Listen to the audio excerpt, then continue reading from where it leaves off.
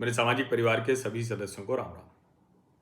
एक चर्चा, एक सवाल बार बार होती है, मन में आता है सबके ये सवाल कि भाई मंदिर की जो संपत्ति है, मंदिर में जो दान आता है, जाहिर है हिंदू ही करते हैं, उस पर हक किसका है?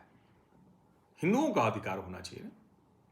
उससे तो वही सब काम होना चाहिए जो हिंदुओं को आगे बढ़ाने के लिए हो।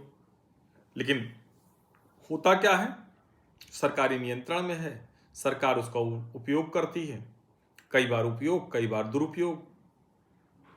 अब एक मामला गया और जिसको देवभूमि कहा जाता है, उत्तराखंड और हिमाचल प्रदेश। तो देवभूमि हिमाचल प्रदेश के उच्च न्यायालय का फैसला आया। बड़ा शानदार निर्णय है। उसकी एक लाइन जो है वही बहुत जबरदस्त है, और वो लाइन ये है कि मंदिरों का धन देवता का है, मंदिरों का धन किसी सरकार का नहीं है, होना भी नहीं चाहिए। देश के अलग अलग हिस्सों में मंदिरों पर सरकारी नियंत्रण है, और सरकारी नियंत्रण की वजह से पैसा तो देवता को चढ़ाया जाता है, हिंदू धर्म को मानने वाले चढ़ाते हैं, और उसका उपयोग जाने कहां कहां होता है। यहां तक कि उसमें जो कर्मचारी होते हैं वो भी दूसरे धर्मों के होते हैं। और अभी वक्फ तो रियल एस्टेट मैनेजमेंट है, फिर भी वहां गैर मुस्लिम पर ऐतराज है। यहां तो बाकायदा मंदिर के प्रबंधन में लोग जुड़े हुए हैं। तिरुपति के मामले में जिस तरह के विवाद सामने आए, जिस तरह की स्थितियां, गड़बड़ियां सामने आई, वो भी देखने को मिला।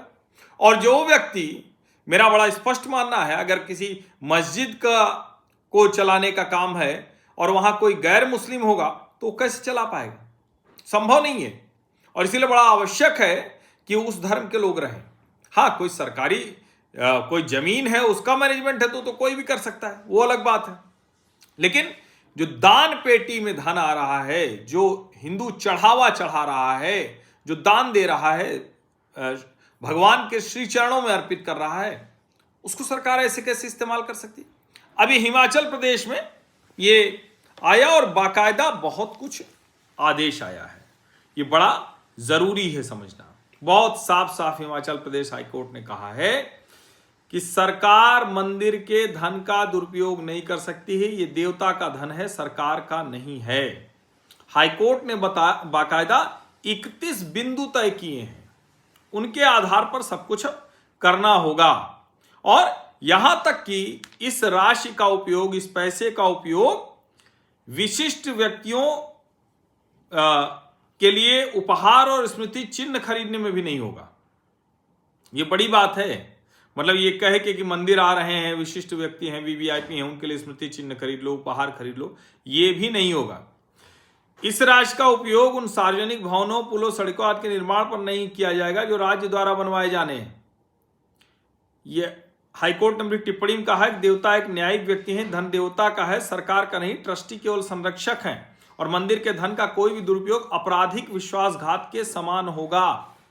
न्यायमूर्ति विवेक सिंह ठाकुर और राकेश कैथला की खंडपीठ ने सुनाया है कश्मीर चंद्र शांड्याल की जनहित याचिका पर।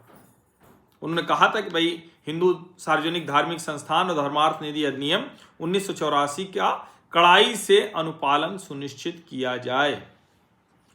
सड़क, पुल, सार्वजनिक भवन निर्माण जो सरकारों द्वारा बनाए जाने हैं या जो मंदिर से जुड़े नहीं हैं, नहीं कर सकते।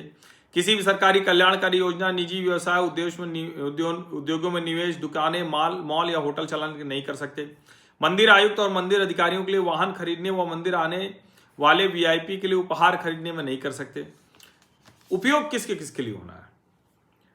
कोर्ट ने कहा है कि इस राशि का उपयोग वेदों एवं योग की शिक्षा, अध्ययन और प्रचार के लिए बुनियादी ढांचा जैसे गुरुकुल तैयार करने व अन्य मंदिरों के रखरखाव में होगा। इसका उपयोग मवेशियों की सुरक्षा और देखभाल के लिए गौशालाओं का संचालन करने में किया जाएगा। किसी भेदभाव और अस्पृश्यता को मिटाने के लिए गतिविधियां शुरू करने और अंतरजातीय विवाह को बढ़ावा देने के लिए भी राशि खर्च करने को कहा है।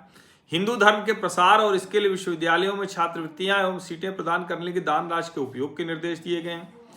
हिंदू धर्म या हिंदू दर्शन के अनुयायियों के साथ ही प्रत्येक जीवित मानव के लिए दान के महत्व को बढ़ावा देने, यज्ञशालाओं और हॉल बनाने के लिए दान राशि का उपयोग होगा। एक तरह से बहुत स्पष्ट तौर पर हाईकोर्ट ने कहा है, हिमाचल हाईकोर्ट ने, कि भाई जो धार्मिक कार्य हो, धार्मिक कार्यों को बढ़ावा देने हो, उसके लिए होगा। वो कह रहे हैं भक्त मंदिरों को इस विश्वास के साथ दान देते हैं कि इससे देवताओं की देखभाल में सहायता मिलेगी, मंदिर स्थलों का रखरखाव होगा और सनातन धर्म का प्रचार होगा।